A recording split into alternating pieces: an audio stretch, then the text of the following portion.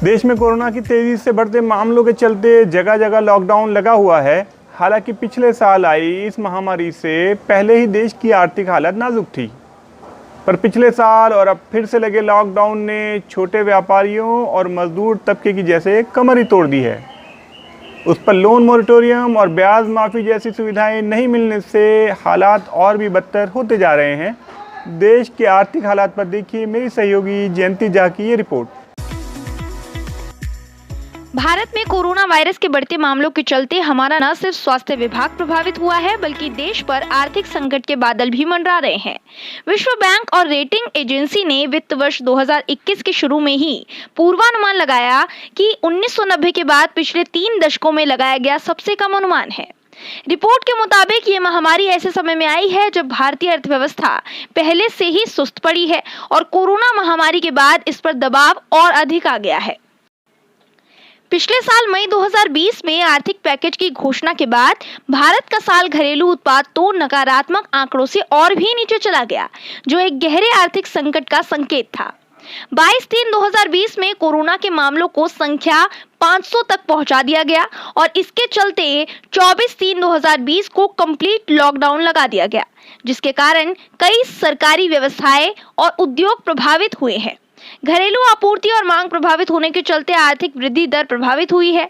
विश्व बैंक के अनुसार केवल भारत ही नहीं, बल्कि पूरा दक्षिण एशिया गरीब उन्मूलन से मिले फायदों को गंवा सकता है। अंतर्राष्ट्रीय श्रम संघ ने कहा कि कोरोना वायरस सिर्फ एक स्वास्थ्य संकट नहीं रहा, बल्कि एक बहुत बड़ा लेबर मार्केट और आर्थिक संकट बन चुका है, जो लोगों को बड़े पैमाने पर प्रभावित करेगा। लॉकडाउन का सबसे ज्यादा असर अनौपचारिक क्षेत्र में देखने को मिला है और हमारी जीडीपी का 50% इसी क्षेत्र से आता है। कोरोना वायरस भारत में बहुत तेजी से फैल रहा है, जिसकी वजह से रोज कई मौतें हो रही हैं, कई मजदूर पलायन कर रहे हैं, कई की मृत्यु हो गई, जिसके कारण रोजगार का नुकसान हुआ है। अर्थशास्त्रियों के अनुसार मुद्रास्फीति में वृद्धि हुई है, जिसका मतलब है कि सुधार जल्दी नहीं हो सकता।